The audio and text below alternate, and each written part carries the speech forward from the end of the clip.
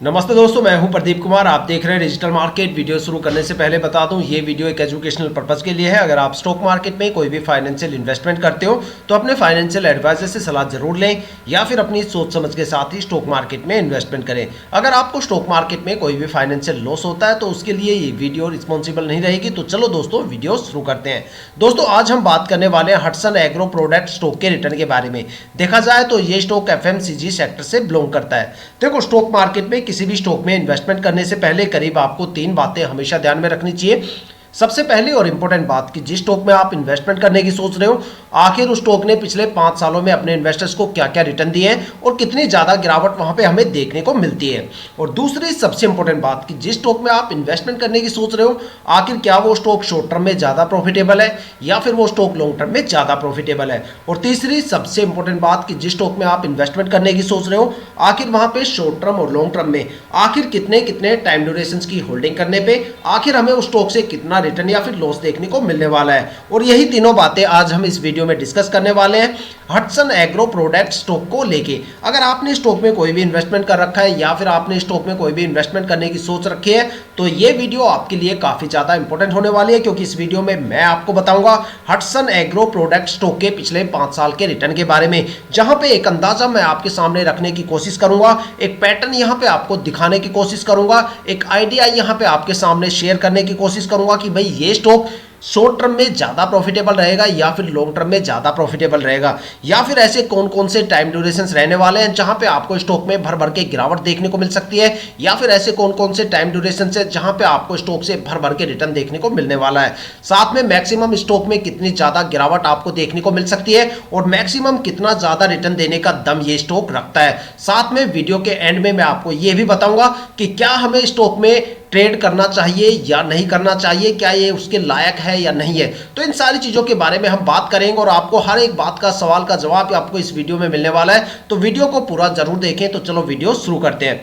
दोस्तों, अगर बात करें हटसन एग्रो प्रोडक्ट स्टॉक के शॉर्ट टर्म के बारे में तो देखते हैं शॉर्ट टर्म में अलग अलग टाइम ड्यूरेशन की होल्डिंग करने पे आखिर स्टॉक से हमें कितना रिटर्न या फिर लॉस देखने को मिला है। अगर स्टॉक में 1 वीक की होल्डिंग की बात करें तो 1 वीक में स्टॉक में 0.1% के करीब एक माइनस सा रिटर्न हमें देखने को मिलता है। और अगर स्टॉक में 1 मंथ की होल्डिंग की बात करें तो एक महीने में स्टॉक में करीब 7.5 से लेकर 8% तक की जबरदस्त गिरावट हमें देखने को मिलती है। और अगर स्टॉक में 3 महीने की होल्डिंग की बात करें तो 3 महीने में स्टॉक में हमें 11.25% से ज्यादा की जबरदस्त गिरावट और लॉस हमें देखने को मिला। और अगर स्टॉक में 6 मंथ की होल्डिंग की बात करें तो 6 महीने में स्टॉक ने करीब 10.5% से ज्यादा की गिरावट दर्ज की है। और अगर स्टॉक में 9 मंथ की होल्डिंग की बात करें तो 9 मंथ में स्टॉक में लेस देन 1% की गिरावट यहां पे दर्ज हुई है। और अब बात करने वाले हैं स्टॉक के लॉन्ग टर्म को लेके। देखते हैं लॉन्ग टर्म में अलग अलग टाइम ड्यूरेशन की होल्डिंग करने पे आखिर हमें स्टॉक से कितना रिटर्न या फिर लॉस देखने को मिलता है। अगर लॉन्ग टर्म में स्टॉक में 1 ईयर की होल्डिंग की बात की जाए तो 1 साल में स्टॉक में करीब 13% से ज्यादा की गिरावट हमें देखने को मिली है। और अगर स्टॉक में 2 साल की होल्डिंग की बात करें तो 2 साल में स्टॉक ने 10% से ज्यादा का रिटर्न यहां पे हमें देखने को मिलता है। और अगर स्टॉक में बात की जाए 3 साल की होल्डिंग की तो 3 साल में स्टॉक में करीब 18% से ज्यादा की गिरावट और लॉस हमें देखने को मिला है। देखा जाए अगर स्टॉक में 4 साल की होल्डिंग की अगर हम बात करें तो 4 साल में स्टॉक में हमें 40% से ज्यादा का स्टॉक ने रिटर्न यहां पे अपने इन्वेस्टर्स को दिया है। और अगर स्टॉक में 5 साल की होल्डिंग की बात करें तो 5 साल में स्टॉक ने अपने इन्वेस्टर्स का पैसा करीब 1.25 गुना से ज्यादा करके दिया है। 5 साल में स्टॉक ने अपने इन्वेस्टर्स को 131% के करीब एक अच्छा खासा रिटर्न यहां पे दिया है। अगर एक कंक्लूजन निकाल के देखा जाए तो ये स्टॉक शॉर्ट टर्म में बिल्कुल भी प्रॉफिटेबल नहीं है। और अगर बात करें लॉन्ग टर्म के बारे में तो लॉन्ग टर्म में ये स्टॉक यहां पे एवरेज प्रॉफिटेबल है। अगर शॉर्ट टर्म में आप ये सोच के यहां पे इन्वेस्टमेंट कर रहे हो कि भाई 1 महीने 2 महीने या 4-5 महीने यहां पे हम होल्ड करेंगे और एक अच्छा खासा रिटर्न यहां से गेन करके यहां से एग्जिट कर जाएंगे, तो ऐसी गलती बिल्कुल भी मत करना, क्योंकि शॉर्ट टर्म में ये स्टॉक बिल्कुल भी प्रॉफिटेबल नहीं है। साथ में अगर लॉन्ग टर्म के बारे में बात करें तो लॉन्ग टर्म में आप स्टॉक में जितने लंबे टाइम ड्यूरेशन के लिए होल्ड करोगे तभी आपको स्टॉक से एक अच्छा खासा प्रॉफिट देखने को मिल सकता है। देखा जाए तो लॉन्ग टर्म में सबसे बेस्ट टाइम ड्यूरेशन की अगर बात करें तो वो यहाँ पे 5 साल का टाइम ड्यूरेशन रहा है, जहां पे स्टॉक ने अपने इन्वेस्टर्स का पैसा करीब 1.25 गुना से ज्यादा करके दिया है। देखा जाए तो 5 साल में स्टॉक ने अपने इन्वेस्टर्स को 131% के करीब एक अच्छा खासा यहां पे रिटर्न दिया है। अगर देखा जाए तो आप स्टॉक में किसी भी टाइम ड्यूरेशन में एंट्री ले सकते हो, लेकिन एग्जिट करते टाइम मैं आपको यही कहूंगा कि भाई स्टॉक से आप जितने लंबे टाइम ड्यूरेशन के बाद एग्जिट करोगे या स्टॉक में जितने लंबे टाइम ड्यूरेशन तक होल्ड करोगे उतना अच्छा खासा भर भर के रिटर्न आपको स्टॉक में देखने को मिलेगा। देखा जाए तो स्टॉक में काफी ज्यादा नेगेटिव टाइम ड्यूरेशन हमें देखने को मिलते हैं, शॉर्ट टर्म में तो काफी ज्यादा नेगेटिव है ये स्टॉक, और अगर लॉन्ग टर्म की बात करें तो 1 ईयर और 3 इयर्स की होल्डिंग में भी काफी ज्यादा नेगेटिव टाइम ड्यूरेशन हमें देखने को मिल रहा है। कोई छोटा मोटा नहीं, यहाँ पे भी 13 से लेके 18% तक की गिरावट हमें देखने को मिलती है, और पैटर्न तो ये बोलता है कि हर एक साल छोड़ के एक साल ये स्टॉक अच्छा खासा रिटर्न दे रहा है। अब स्टॉक के थोड़े से होल्डिंग पैटर्न के बारे में जान लेते हैं ताकि हमें पता चल जाए कि क्या स्टॉक में हमें ट्रेड करना चाहिए या नहीं करना चाहिए।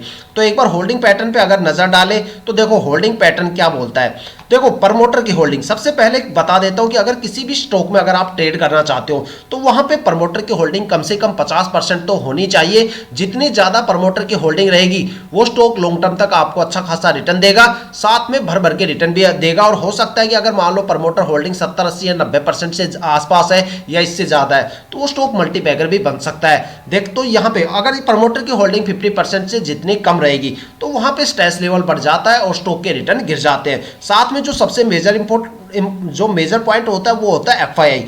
किसी भी स्टॉक में एफआईआई की होल्डिंग कम से कम होनी चाहिए। देखो एफआईआई का मतलब होता है फॉरेन इन्वेस्टर्स, वो इन्वेस्टर्स जो ग्लोबल मार्केट में इन्वेस्टमेंट करते हैं, जब उनको पता चलता है वहां पे पिटाई का माहौल बनने वाला है तो यहाँ पे सबसे पहले बिकवाली करते हुए नजर आते हैं। आपने देखा होगा अगस्त, सितंबर और अक्टूबर में किस कदर एफआईआई ने इंडियन स्टॉक मार्केट में बड़े लेवल पे बिकवाली की है, और आज उसका नतीजा यह है कि मार्केट में दब के यहाँ पे गिरावट का माहौल बना हुआ है।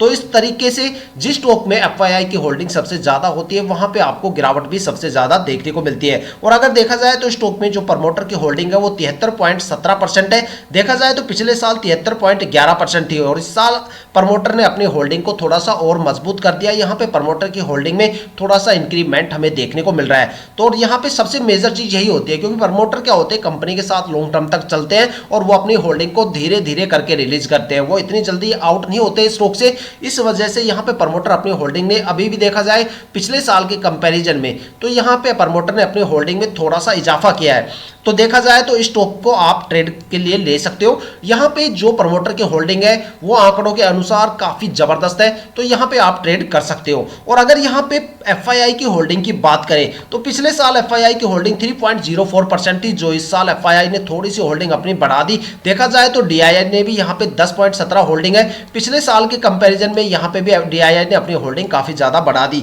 लेकिन यहाँ पे जो घटे हैं वो है पब्लिक इन्वेस्टर्स। यहाँ पे पिछले साल नियर बाई 8% के करीब पब्लिक इन्वेस्टर थे, जो इस साल घट के 7.44% हो गए। शायद लोगों को यहाँ पे निराश नजर आई क्योंकि यहाँ पे नेगेटिव टाइम ड्यूरेशन ज्यादा रहा है। लेकिन जो यहाँ पे पैटर्न है, देखो लोगों को यहाँ पे क्या लगा, जो पब्लिक इन्वेस्टर्स है वो पिछले साल के कंपैरिजन में यहाँ पे गिर गए।